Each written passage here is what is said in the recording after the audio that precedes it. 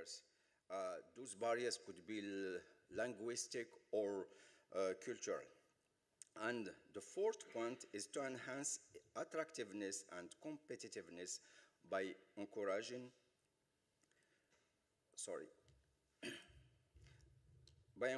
European universities to improve their international attractiveness by offering high-quality study programs, fostering innovation, and strengthening their link with the business world and civil society.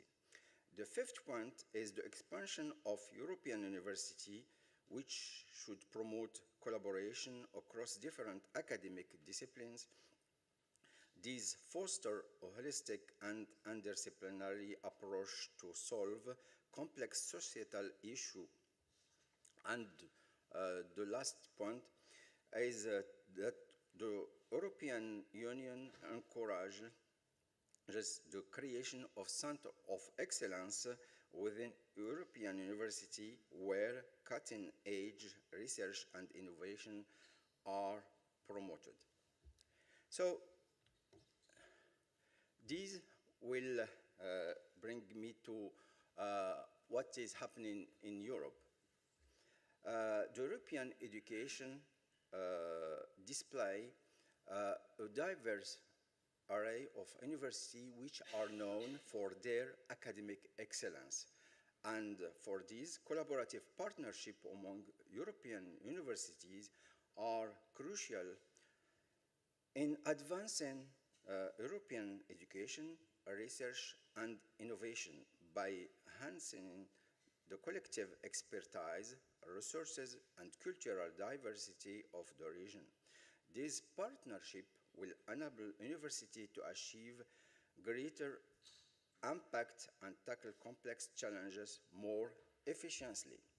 So here you have the key points that they are exposed in the second project, which I will call Invest2. And you can see that there is three pillars. The first one is regional transformations, ecosystem, and entrepreneurship. The second pillar targets the flexible education and work-based pedagogy, while the third one is to develop the center of excellence in research, development, and innovation. And you can see that those three pillars answer directly to the key point raised during the call. So, which means that to answer to those points, we need some kind of complementary and strong group. So let's see what is happening in the first Invest1. In the first Invest1, we have five higher education institutions, which are Slovak University of Agriculture in Nitra, University of Agribusiness and Rural Development from Bulgaria, University of Thessaly here in Greece, Karelia University of Applied Science from Finland, and Van Hal Ransten University of Applied Science. So you can see that it's in yellow because they decide to leave the consortium and do not apply to the second round. But that is not the matter. The matter is the statistic or the metric down. We have actually almost 60,000 students, 42 administrative staff, teachers and researchers, 23 faculties, and almost 270 research or centers or group of research. Now, after the expansion, there is three new universities: University of Cordoba from Spain, University of Milano, Bicocca from Italy, and Reims University from France. And with the new look, we have 137,000 students, 11,600 or even 11,700 administrative staff, teachers, and researchers, and 56 faculties, and almost 450 research or group of research. So just by playing with the metrics, so these just during from Invest 1 to Invest 2, we increase the number of students by plus 230%. The administrative staff, teacher, and the researchers was increased by plus 275. The same for faculties, which are increased by plus 245. And for research or centers or team groups, they were increased by plus 170%, which that means that we have a kind of task force which can help to answer adequately to what was requested from the call. So what is the benefit of partnership? So we can see many of them. So I just summarized some of them. So we can talk about enhanced exchange of knowledge and expertise. You have more people, hopefully more talented people from outside, so we can exchange with them. And also an increased access to resource and funding opportunities. As we can say, the unity make people more strength. So which different specialty or skills we can be able to answer adequately and efficiently to different calls in different areas, because many of those institutions are multidisciplinary institutions. And also, with the partnership, we have an enriched educational experiences for students through international programs and joint degree.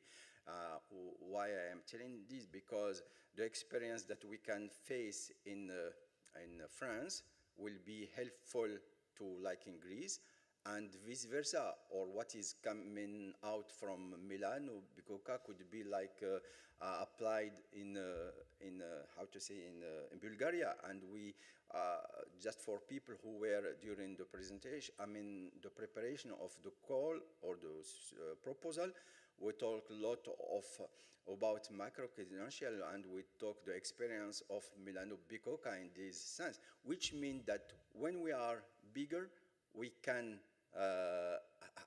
take the advantage of the experience of the others. So another point of the strength is the knowledge exchange. I can talk about the faculty and student mobilities because partnership will facilitate the exchange of faculty member of student to promote the sharing of expertise, experiences, skills, and cultural perspectives.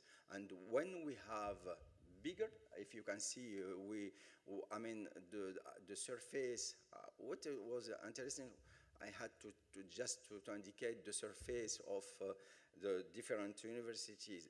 So when we are bigger, so we can, I mean, offer more opportunity of exchange.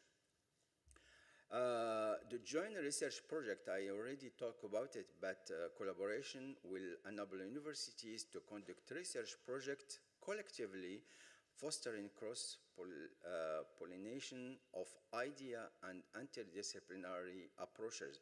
And like always, being bigger will help. I will come back to this kind of bigger, because bigger does not mean strength, because there will be some kind of challenges. And I will come back to this term. And also, we have to talk about the curriculum developments, as the partnership have to promote or will promote the development of joint curricula and programs which may offer students a broader range of educational opportunities and to foster cross-disciplinary knowledge. I mean, if we can talk about those 3 points, For me, the first and the second one will be the easiest to reach. Why? Because they are dependent of people. When I am talking about people, like faculty people or student people, or just, I have just to talk with Mariana or with Constantinos or Nicolas and say, okay, I would like to present project. Do you interested? And he will say yes or no. But the third point, I raised this problem yesterday, is joint diploma. It's not a matter of university, it's a matter of state or even European level. And this is out of control of faculties. So the only thing that we can do is just to have like a double diploma, which is already good things. But if we want to go further, like how to say European doctorate, or like how to say, we talked yesterday about it, like an European or invest doctoral school, which will be very, very interesting dream. But the problem, I don't know how to do it because it's kind of out of control of only people who will decide it or the people inside of consortium. So in terms of research and innovation, which is easier to accomplish if we are ready and people are ready, because it's out of control of, how to say, of nations, is the research and the innovation. So the first point is to establish some collaborative research project. And in this case, partnership will enable university to collaborate on a research project to raise resources based on the skills or collective experiences and facilities. And that could answer also the point that was raised yesterday, which funds that we will get from European Union, from European universities. I don't think so that it will be for a long time, maybe for 4 years, 10 years, but at once they will stop, like what they have done also in other area. And for this reason, if we want to keep, how to say, the system working, we have to raise our own funding. But how?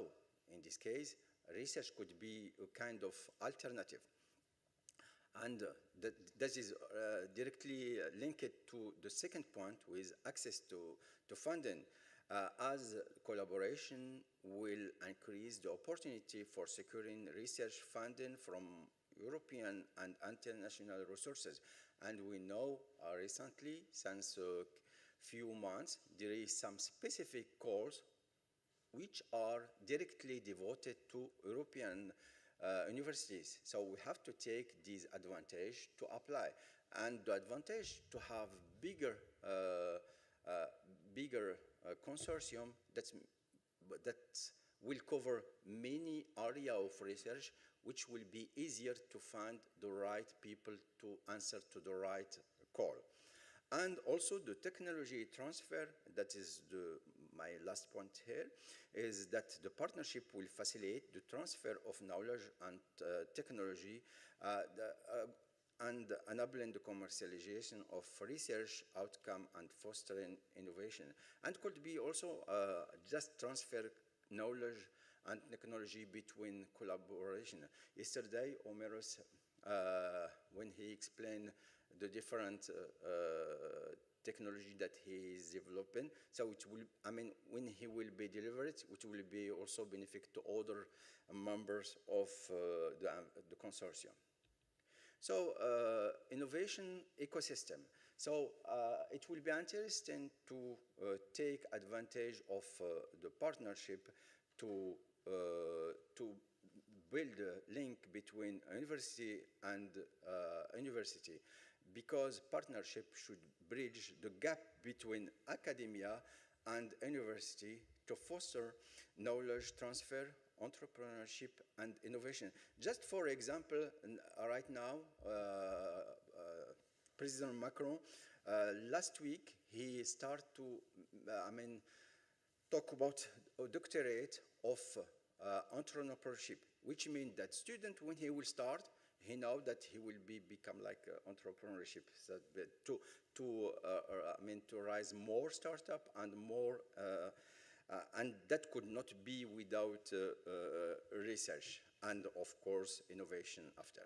And startup incubation, that is linked with what I have said before, that the collaboration will provide support for startups and entrepreneurial activities and to facilitate the development and commercialization and innovation. And the last one, which is really directed also to what is going in Invest through the Living Lab, is innovation hubs. As partnership will establish innovation hubs that bring together academia, industry, and government to foster collaboration, research, and development. So I talk that bigger. So new partners that make new challenges. So there is a lot of challenges like language, cultural issues, limited resources, consistency and quality between the members, increased competition between members. But for this reason, members of the consortium, they have to be smart enough to, because together we can work better than alone. And for this reason, but I have some, I will finish with the coming slide, because I trust in the transformative capability and unlimited vigor of this consortium, driven by the complementarity among its partners and their exceptional approach to work. So I worked with this consortium for almost, I don't know how many times, almost 9 months or something like that. But so for this reason, I say that I feel home. So I am not worried about the competition, because that is good competition, and competition is good because the competition is done to improve the proposal. Is that right, Konstantinos? Okay, thank you so much.